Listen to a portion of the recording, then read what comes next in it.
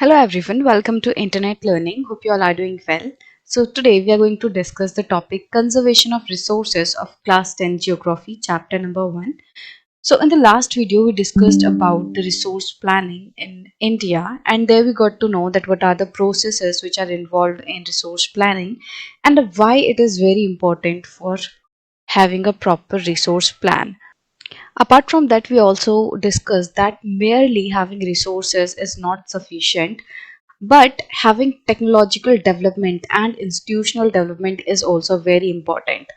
It means that the combination of resources and appropriate technology will actually make the development happen. So now we are going to discuss the another aspect of sustainable development, that is conservation of resources.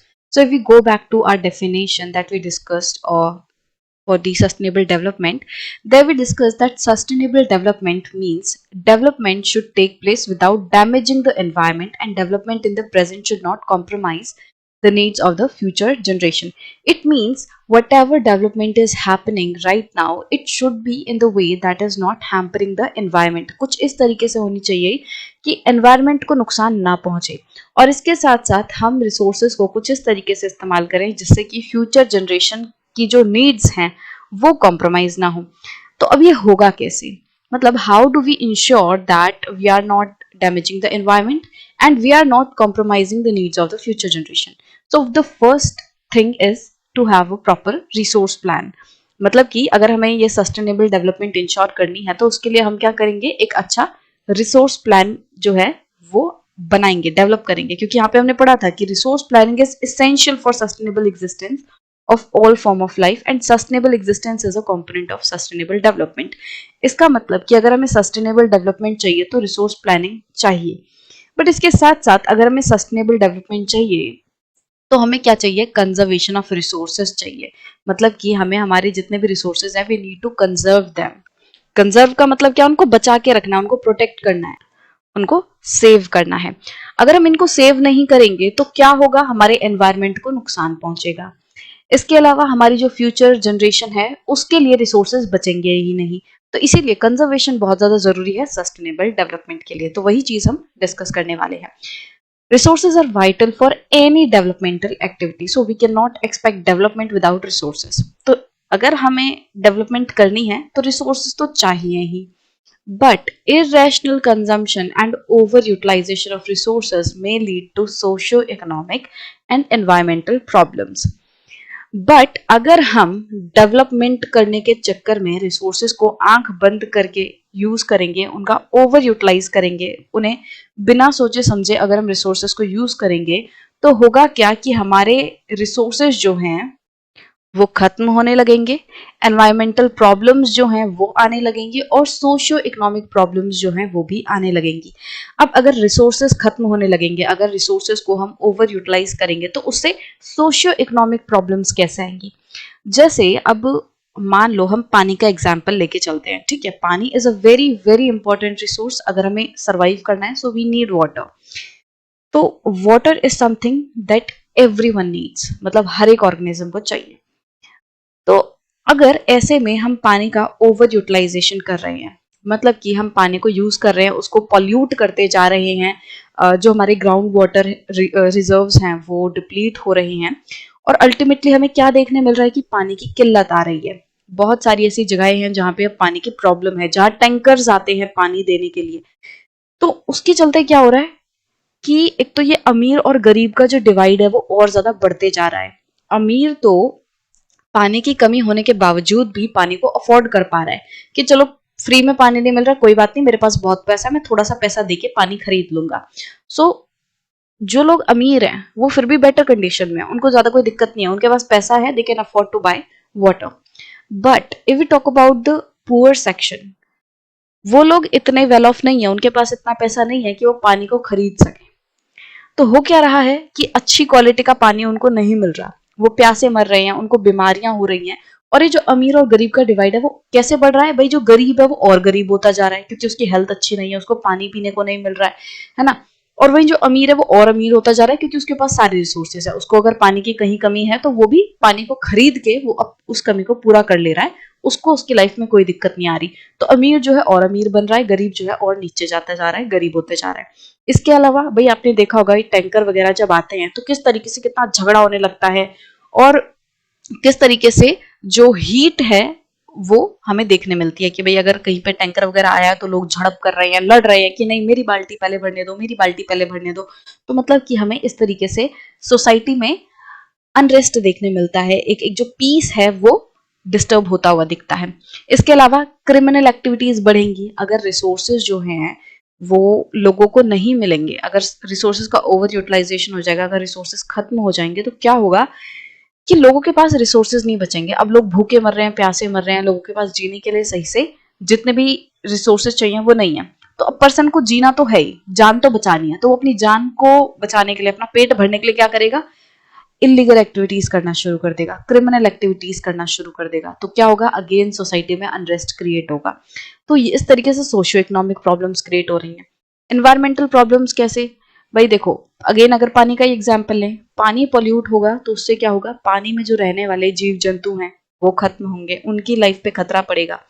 अब अगर पानी polluted है, अगर वही पानी हम पेड़ पौधों को देंगे तो जो पेड़ पौधे हैं वो नष्ट होंगे। पॉल्यूटेड पानी अगर हम फसल को दे रहे हैं, जो हमारे अनाज है, जो फूड ग्रेन है, अगर हम उनको दे रहे हैं तो वो फूड ग्रेन जो है वो पॉल्यूटेड हो रहा है एंड हम वो पॉल्यूटेड खाना खा रहे हैं। इसका मतलब हमें बीमारियां होंगी, हमारी हेल्थ खराब होगी। अब वहीं अगर आप देखोगे जैसे अभी डिफॉरेस्टेशन बहुत ज्यादा हो रहा है डेवलपमेंट के नाम पे। अभी आप अगर न्यूज पे थोड़ा ध्यान रखते हो तो मतलब बीच बीच में ऐसी न्यूज आती रहती है कि मान लो जो दिल्ली हाई कोर्ट है उसने, जो दिल्ली गवर्नमेंट है उसको अलाउ कर दिया है कि मेट्रो को बनाने के लिए, मेट्रो के प्रोजेक्ट को आगे बढ़ाने के लिए वो इतना बड़ा फॉरेस्ट का टुकड़ा काट सकती है जिसमें इतने हजारों पेड़ है। इस तरीके की न्यूज होती है, मतलब कि एक तरीके से अलाउ किया जा रहा है कि okay you can cut the forest, तुम ट्री को काट सकते हो, किस लिए, डेवलपमेंट के लिए। तो अगर हम नटशेल में देखें तो डेवलपमेंट के नाम पे क्या हो रहा है, डिफोरेस्टेशन हो रही है। भले ही हमारे फायदे के लिए, हमें पता है भी मेट्रो आएगी तो फायदा होगा, है ना, हमारी लाइफ आसान होगी, बट स्टिल कि अगर हम उसका दूसरा साइड देखें तो पेड़ तो कट रहे हैं, नुकसान तो हो रहा है, ठीक है। तो डिफोरेस्टेशन बढ़ रही है डेवलपमेंट की वजह से। वहीं आप देखोगे जब डैम वगैरह बनाए जाते हैं, हमें पता है कि डैम जो है वो बहुत ज्यादा हमें फायदा पहुंचाते हैं, हमें बिजली की प्रॉब्लम से छुटकारा दिलाते हैं, क्योंकि अगर डैम्स बनते हैं तो वो हमें हाइड्रो जो पावर होती है, पानी के थ्रू जो बिजली बनती है वो प्रोड्यूस करके देते हैं, डैम्स के थ्रू हम वो बना पाते हैं, तो हमें बिजली भी मिलती है। जो इरिगेशन है उसकी प्रॉब्लम खत्म होती है क्योंकि हम वाटर रिजर्व बना के रखते हैं, और डैम्स में जो पानी स्टोर होता है, जो रिजर्वॉयर होता है, उसके थ्रू हम फार्मर्स को पानी पहुंचा पाते हैं। जिस सिटी में वो डैम बन रहा है वहां के लोगों को पानी मिल पाता है, पानी की अवेलेबिलिटी श्योर हो पाती है। बट एक्चुअली जब वो डैम बनता है तो कितने सारे जंगल, कितने सारे घर जो हैं उस पूरे डैम में दब जाते हैं। उसके अंदर अ, एक तरीके से वो जो पूरा एरिया होता है डैम वाला, जिसमें डैम बनाया जाएगा, वो पूरा एरिया खाली करना पड़ता है लोगों को। तो वहां पे जंगल भी होते हैं, वहां पे जानवर भी होते हैं, वहां पे बहुत सारी इंपॉर्टेंट स्पीशीज भी होंगी। मतलब अगर यहाँ पे जंगल हैं, जो कि डैम की वजह से क्या होगा, डैम आएगा तो यहाँ पे पूरा पानी पानी भर जाएगा। अगर हम डैम बनाएंगे, मान लो ये दो पहाड़ है ऐसे और एक ऐसे, अब इन दोनों को मिला के हम यहाँ पे एक डैम बनाने वाले हैं। डैम इधर पे पानी ऐसे बहेगा, ठीक है, और ये नदी यहाँ से आ रही थी। अब हमने यहाँ से डैम बनाया, इसका मतलब कि यहाँ पे भी थोड़े बहुत पहाड़ हैं ऐसे करके, ठीक है। अब यहाँ पे क्या होगा, क्योंकि हमने यहाँ डैम बनाया तो धीरे धीरे करके यहाँ पानी इकट्ठा होने लगेगा, और पानी एकदम फ्रीली आगे नहीं जा पाएगा। क्योंकि फ्रीली आगे नहीं जा पा रहा तो यहाँ पे ना वो रिजर्वॉयर क्रिएट हो जाएगा। अगर आप कभी डैम वगैरह घूमने गए होंगे तो आपने देखा होगा कि रिजर्वॉयर रहता है। अब ये जितने एरिया में ये रिजर्वॉयर क्रिएट हो रहा है, जितना एरिया में ये पानी आके इकट्ठा हो रहा है, उसकी वजह से क्या हो रहा है कि यहाँ पे आसपास, पहले नदी का कोर्स कितना था, पहले नदी बस इतने इतने एरिया में जा रही थी, बस इतने में। बट अब क्या हो रहा है, डैम की वजह से अब ये पूरा एरिया रिजर्वॉयर बन गया। यहाँ पे अब पानी इकट्ठा हो रहा है, ये जो पूरा एरिया है यहाँ पे पानी इकट्ठा हो रहा है। इसका मतलब कि आसपास वाले जो इलाके हैं जो ये वाले इलाके हैं, यहाँ पे मान लो पहले जंगल हुआ करता था, अब वो डैम में डूब गए। अब यहाँ पे जंगल था तो अलग अलग तरीके के पेड़ पौधे थे, स्पीशीज थे, अब वो सारे पानी में दब गए। इसका मतलब कि हमारी जो बायोडाइवर्सिटी है, हमारे जो जंगल है वो नष्ट हुए, हमारे यहाँ पे जो जानवर रहते थे उनकी लाइफ खतरे में पड़ी। तो एनवायरमेंटल प्रॉब्लम आई कि नहीं आई? तो यही बताने की बात की जा रही है कि अगर हम रिसोर्सेज का ओवर यूटिलाइजेशन करते हैं तो इस तरीके से socio economic and environmental problems जो हैं वो हमें देखने मिलती हैं।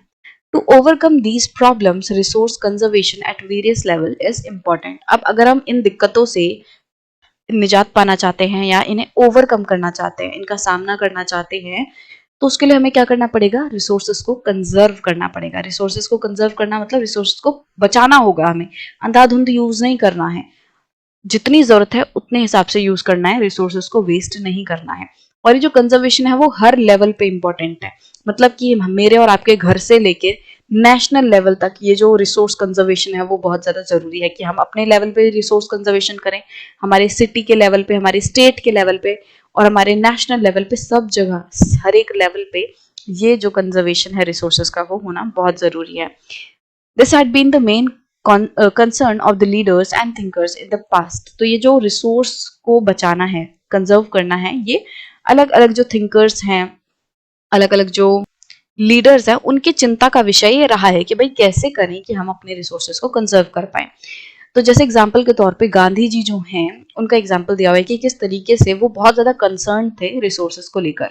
सो Gandhi ji was very apt in voicing his concern about resource conservation in these words. तो गांधी जी जो हैं वो रिसोर्स कंजर्वेशन को लेकर बहुत ज्यादा एक तरीके से खुले विचार वाले थे कि अपने आप को स्ट्रेट फॉरवर्डली वो पुट करते थे, जो उनका मानना है रिसोर्स कंजर्वेशन को लेकर वो सीधा सीधा बताते थे, अपनी चिंता को उन्होंने इन शब्दों में बताया है।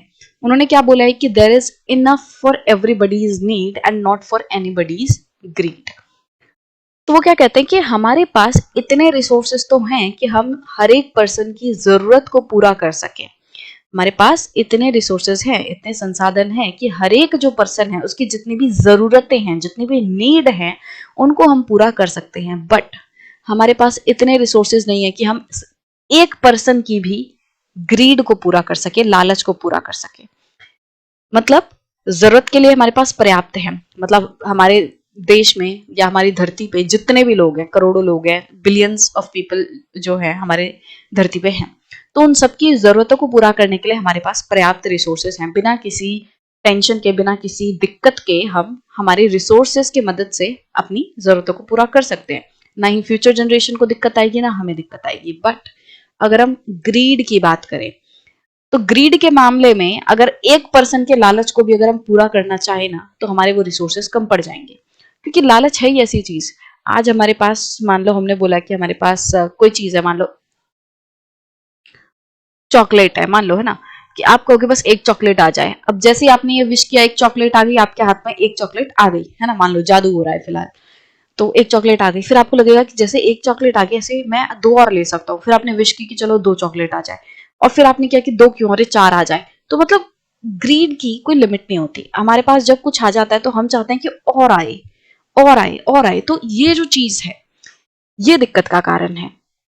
हम जरूरतें तो पूरी कर लेंगे, बट ये जो लालच है, ये जो ग्रीड है, वो पूरा करना बहुत मुश्किल है। और ये जो लालच है यही सबसे बड़ी प्रॉब्लम है कि हमारे जो रिसोर्सेज हैं वो इतने खतरे में पड़ते जा रहे हैं।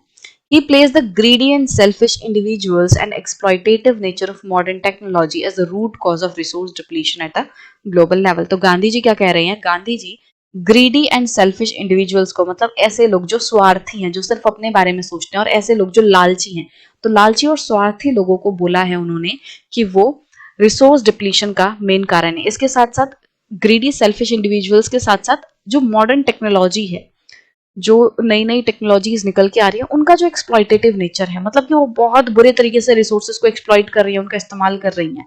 तो ये जो नई टेक्नोलॉजी आ रही है रिसोर्सेज को यूज करने के लिए, ये बहुत ज्यादा खतरनाक है रिसोर्सेज के लिए।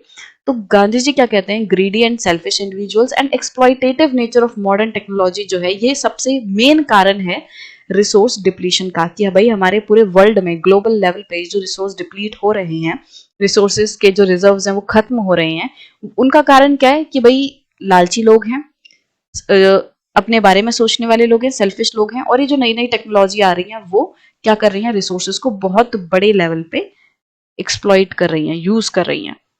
जितनी जरूरत है उससे ज्यादा रिसोर्सेज को निकाला जा रहा है और वेस्ट किया जा रहा है, और इस वजह से क्या हो रहा है कि हमारे जो रिसोर्सेज है वो नीचे जा रहे हैं। He was against mass production and wanted to replace it with the production by masses. तो गांधी जी जो है वो मास प्रोडक्शन के खिलाफ थे। मास प्रोडक्शन मतलब जब एक साथ बहुत ज्यादा प्रोड्यूस कर लेते हैं तो उसको हम कहते हैं मास प्रोडक्शन। ठीक है, एक साथ बहुत ज्यादा मात्रा में प्रोडक्शन को मास प्रोडक्शन कहते हैं। तो गांधी जी जो है इस मास प्रोडक्शन के खिलाफ थे, और वो क्या कहते थे कि मास प्रोडक्शन को प्रोडक्शन बाय मासेस से रिप्लेस कर देना चाहिए। अब प्रोडक्शन बाय मासेस क्या है कि भाई जो जनता है वो अपने आप चीजों को बनाए। मान लो एग्जाम्पल के तौर पे हर एक घर अपने लिए खुद चीजें बनाए, या हर एक गांव अपने लिए खुद चीजें बनाए। तो मतलब ऐसा गांधी जी क्या कहते थे, ऐसा मत करो कि एक जगह पे एक जो कंपनी है वो बहुत ज्यादा चीजें प्रोड्यूस कर रही है। रैदर होना क्या चाहिए कि हर एक जो घर है वो कुछ कुछ प्रोड्यूस करे, हर एक जो परिवार है वो कुछ चीजें प्रोड्यूस करे और अपनी जरूरतें खुद प्रोड्यूस करके खुद पूरी करे। जैसे आपने गांधी जी को देखा भी होगा कि भाई वो चरखा जो है वो चलाते रहते थे, सूत काटते रहते थे। तो खुद क्यों करते थे, वो क्या बताना चाह रहे थे कि भाई अपना काम खुद करो तुम, भाई जितने तुम्हें कपड़े पहनने हैं उसके हिसाब से तुम सूत का तो कपड़ा बनाओ और पहनो, जितना तुम्हें खाना खाना है अपनी जमीन पे उगाओ और खाओ। सो बेसिकली गांधी जी क्या चाहते थे कि भाई मास प्रोडक्शन ना हो। मास प्रोडक्शन से क्या होगा कि रिसोर्सेज बहुत ज्यादा बड़े लेवल पे यूज होंगे, बहुत ज्यादा बड़े लेवल पे रिसोर्सेज को निकाला जाएगा, उनको एक्सप्लॉइट किया जाएगा, और एक तरीके से लोगों का भी एक्सप्लॉइटेशन होगा। भाई जब कोई मास प्रोडक्शन करेगा, जब कोई कंपनी वगैरह कोई चीज बनाएगी तो क्या करेगी, वो फिर लोगों को थोड़े ज्यादा दाम पे बेचेगी। वही सेम चीज लोग जो है वो खुद प्रोड्यूस करके सस्ते दाम में, मतलब कि खुद उनका इतना खर्चा नहीं आएगा और वो खुद उसको प्रोड्यूस करके यूज कर सकते हैं जितना उनकी जरूरत है। और इससे क्या होगा, लोग सेल्फ डिपेंडेंट बनेंगे, गरीबी की दिक्कत नहीं आएगी। तो कुछ इस तरीके का सोचना जो है गांधी जी का था। तो वो बहुत ज्यादा फोकस करते थे इंडिविजुअल पे, कि मतलब जो लोग हैं या हर एक जो गांव है वो ऐसा मानते थे कि हर एक जो गांव है वो अपने आप में एक प्रॉपर इकोनॉमी होना चाहिए। हर एक गांव इस तरीके से चीजों को प्रोड्यूस करे, इस तरीके से चीजों को बनाए और काम करे जिससे कि वो गांव अपने आप में अपनी सारी जरूरतों को पूरा करने के लिए सक्षम हो, वो अपने आप में एक इकोनॉमी हो। इस तरीके की चीजें जो है, इस तरीके का आइडिया जो है गांधी जी का था। तो गांधी जी जो है वो चाहते थे कि मास प्रोडक्शन ना हो बल्कि प्रोडक्शन बाय मासेस हो, लोग जो है वो प्रोड्यूस करें, ना कि एक साथ बहुत सारा कोई एक पर्सन प्रोड्यूस कर रहा है। अब यहाँ पे इस पैराग्राफ में इंपॉर्टेंट एक तरीके से वो स्टेप्स बताए गए हैं, या एक तरीके से वो इवेंट्स बताए गए हैं जो कि काफी इंपॉर्टेंट रहे हैं रिसोर्स कंजर्वेशन को लेकर।